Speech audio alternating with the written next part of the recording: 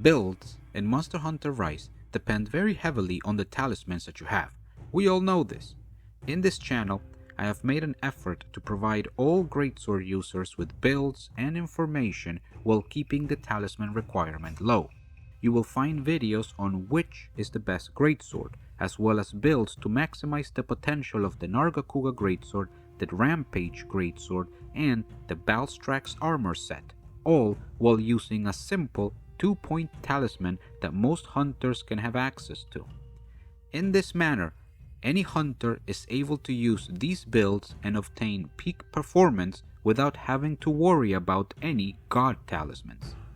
But now, it is time to go further and remove the talisman limitations. For those that were lucky enough to obtain better talismans, there is more power to be found. For this reason, it is time to compare the two best greatswords in the game, the Nargacuga Great Sword, the Dark of Night, and the Rampage Cleaver S, using any talisman possible, to see which one truly sits at the top. There is a lot of information in this video. For this reason, I have provided timestamps in the description to help you navigate to the part that interests you the most. If you're simply looking for the final answer, make sure that you skip to the conclusions. Before we begin, as always, it is important that you understand a few things. The first one is very important. I am not a mathematician. There will be a lot of calculations in this video, and I have tried my best to keep everything organized. If you see any mistakes, do not hesitate to let me know in the comments below. And second, remember to use what you prefer when playing Monster Hunter Rise. In this video, I will tell you what the best option in the game is. But just because it is the best in the game, that does not mean that it is the best for you. With the disclaimers out of the way, let's get started. The first step to this comparison is understanding where our base is. Our starting point is a 2-point talisman that has 1 point in weakness exploit and 1 level 2 decoration slot. With this, we are able to take the Nargacuga Great Sword to the following stats: 251 attack and 50% affinity, that turns into 100% when hitting a monster's weak spot. This greatsword has the attack boost 3 ramp up skill. The skills that we care about to reach these stats are the following: attack boost 7, critical eye 3, critical boost 3, and weakness exploit 3. This build gives us an EFR of 463.8. If you want a full breakdown of this set, check the description of the video. As for the Rampage Cleaver, with this talisman we are able to obtain the following stats: 273 attack and 50% affinity, that turns into 100% when hitting a monster's weak spot. To reach these stats, first we need the ramp up skills: attack boost 4, non-elemental boost, and affinity surge. Then we need the following basic skills: critical eye 6, attack boost 4, critical boost 3, and weakness exploit 3. This build gives us an EFR of 458.6. If you want a full breakdown of this set, check the description in the video. The next step is to try to increase the EFR of these two weapons by optimizing their builds using any talisman that we have available.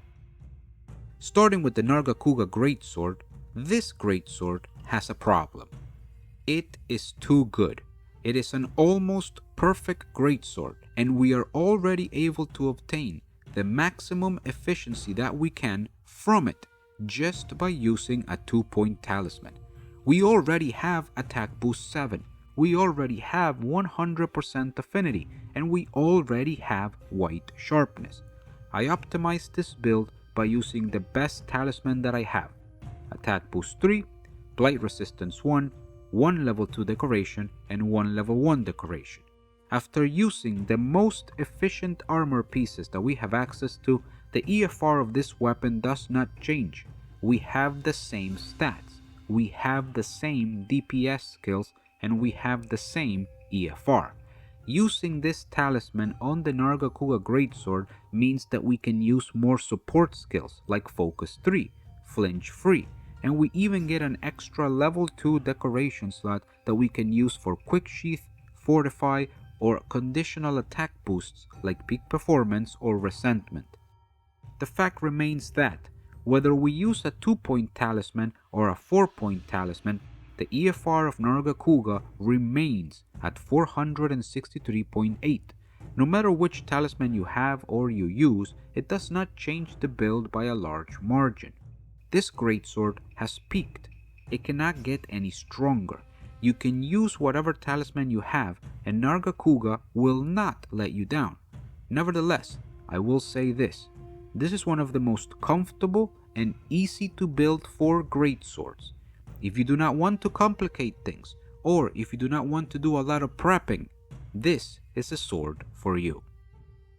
Moving on to the Rampage Cleaver S. This is where we find the real meat and potatoes of the EFR stew. This greatsword is extremely complicated. It has amazing potential, but in order to uncover it, we need to do a lot of testing. Fortunately, I already ran all of the numbers. The most important thing to understand about the Rampage Cleaver is that there are 2 versions of this sword that we can run.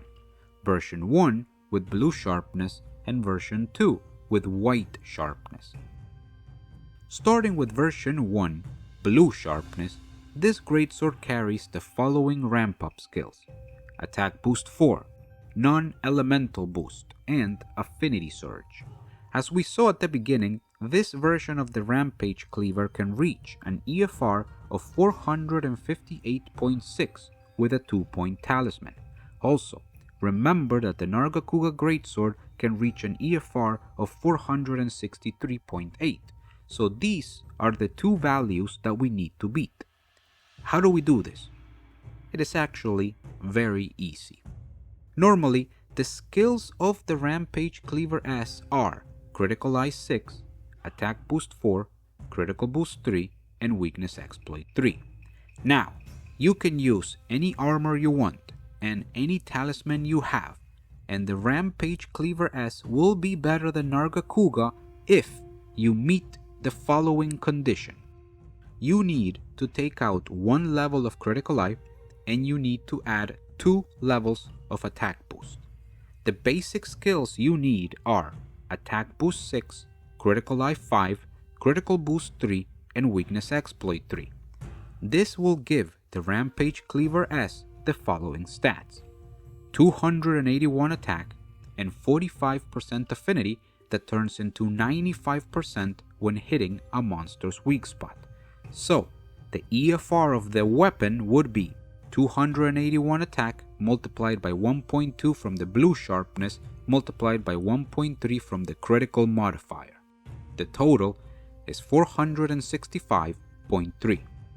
As you can see, this is better than Nargacuga's 463.8. It is not a big increase, but it is better.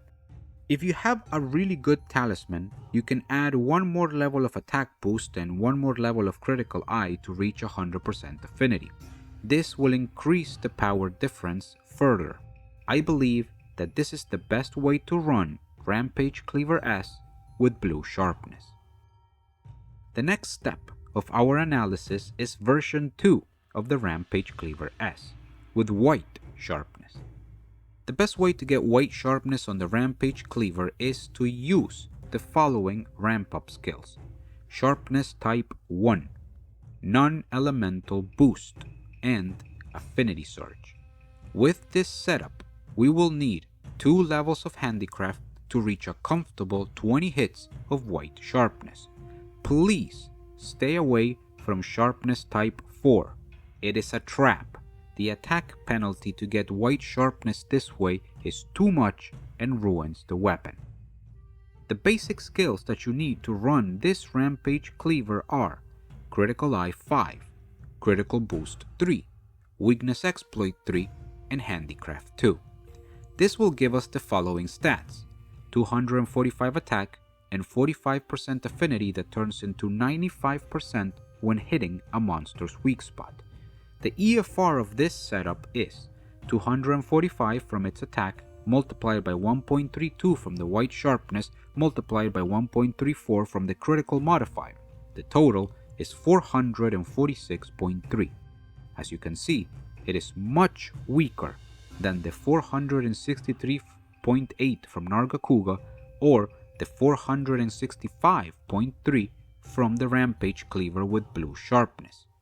We need to add attack boost, but how much attack boost is needed? I ran all the numbers and here's what I found. If we add attack boost 1, the EFR is 451.8. If we add attack boost 2, the EFR is 457.2. If we add attack boost 3, the EFR is 462.7. If we add attack boost 4, the EFR is 477.6. If we add attack boost 5, the EFR is 482.7. We need at least attack boost 4 in order for the Rampage Cleaver with white sharpness to be better than Nargacuga and the Rampage Cleaver with blue sharpness. The next question is, what happens if we add one level of critical eye to get 100% affinity? How much more attack boost would we need then? I ran those numbers too, and here are the results. If we go to critical eye 6 with no attack boost, the EFR is 452.8. If we go to critical eye 6 with attack boost 1, the EFR is 458.3. If we go to critical eye 6 with attack boost 2, the EFR is 463.8. If we go to critical eye 6 with attack boost 3, the EFR is 469.4. If we go to critical eye 6 with attack boost 4, the EFR is 484.2. So, the answer is that you need critical eye 6 and attack boost 3 in order for the Rampage Cleaver with white sharpness to be better than Nargacuga and the Rampage Cleaver S with blue sharpness. That said, it is better to run critical eye 5 with attack boost 4 instead because it gives you more EFR. Once again, if you can fit more attack boost or more critical eye on top of this, you will get stronger, but this is the minimum you need for this greatsword to come out on top. And with this information, we can see that the basic skills you need to make the Rampage Cleaver S with white sharpness the best greatsword are critical eye 5, attack boost 4, critical boost 3, weakness exploit 3, and handicraft 2. In conclusion, when we use the absolute best talismans that each of us has available, we reach the following determinations.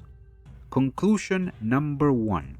The Rampage Cleaver S with white sharpness is the best greatsword in the game, with a minimum of 477.6 EFR if you have at least these skills in your build.